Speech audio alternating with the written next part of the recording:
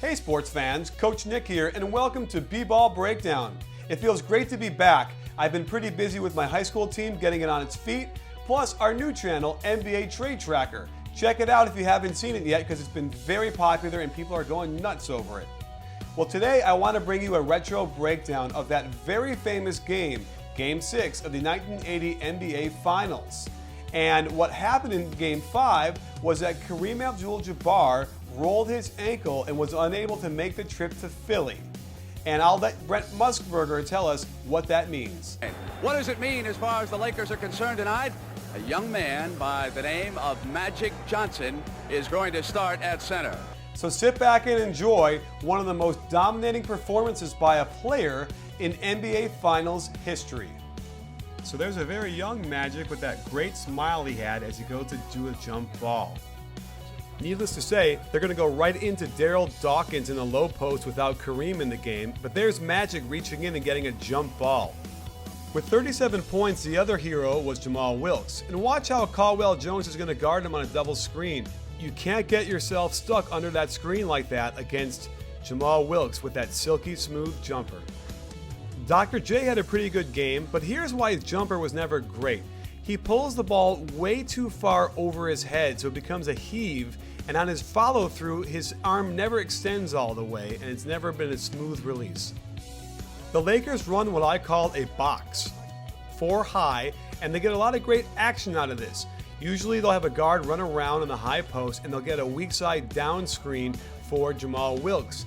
Here, nice shot fake, dumps down to Jim Chones, who gets an and one.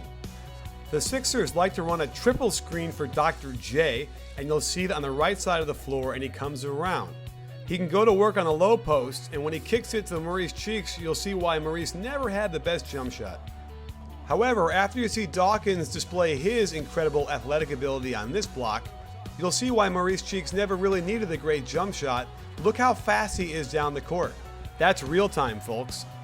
Even though Magic didn't start at center, it wasn't like he didn't attack from the perimeter. After setting a down screen, he comes up to the top of the key and can go to work on Bobby Jones with that floater. If you give Dr. J enough room to get going, you're gonna get dunked on, as Magic Johnson finds out here. While Kareem was sitting at home nursing his bad ankle, there's Magic Johnson on a duck-in shooting a skyhook. He was everywhere, running the break. Here Dr. J should pick him up, but he doesn't talk, and Maurice Cheeks is late picking him up. He gets right to the hoop and hits a nice runner. Without Kareem in there, Mark Landsberger got more minutes guarding Daryl Dawkins, and it didn't go very well for him.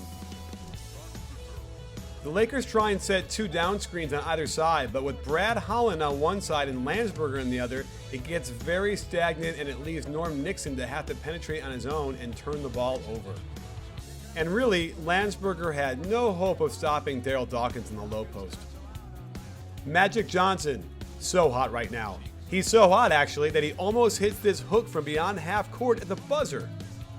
In the second half, the Lakers resorted to double teaming aggressively on Daryl Dawkins, forcing the Sixers into some rotations. Unfortunately for them, Lionel Hollins was having a pretty bad series shooting-wise, as evidenced by that shot. And because they ran so much, it put Philly in awkward positions on defense for Magic Johnson to slice him up with passes like that to Cooper.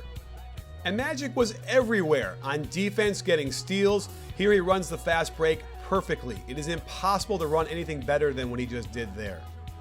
While the Lakers wanted to get Magic the ball in the post against Bobby Jones, Jones is one of the premier defenders in the league and took away the pass. The shot clock starts winding down, and they started hitting a lot of shots like this in this game, where Wilkes bails them out with a desperation jumper. And Jamal could also do his damage in the low post with little jump hooks like that. Here's the box again, and this option is a screen and roll to the right, played beautifully by Bobby Jones. So the Lakers have to swing the ball and get a pin down for Jamal Wilkes, who hits another jumper.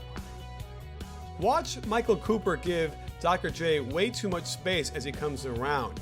I remember I said he'll get a dunk on you. Well, if he doesn't dunk it, he's going to finger roll it. This game had ragged moments as both these teams try to run as fast as they could. Every time the Sixers made a run, though, with a beautiful play like this, the Lakers would come right back down and execute a little down screen for Jamal Wilkes, who would again hit a nice long jumper. Here's another example of Magic running the point at times and Bobby Jones making a really bad decision by trying to reach in.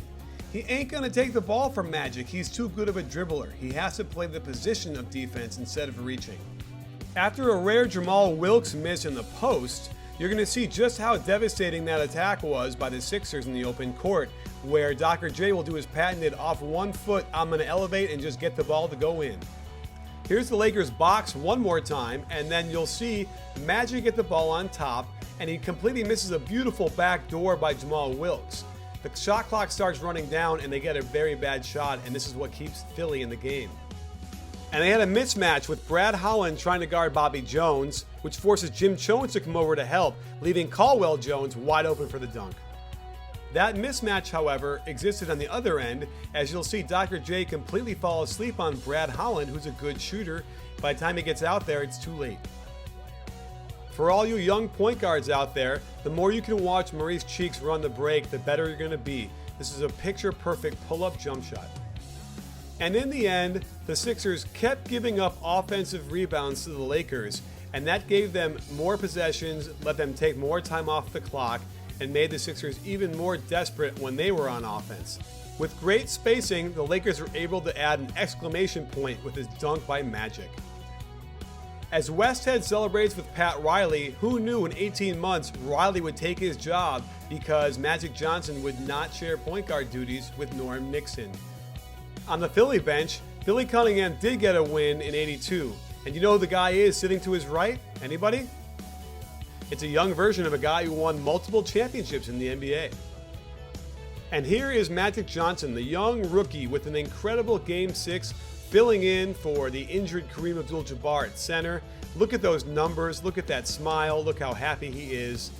Man, what a career he ended up having.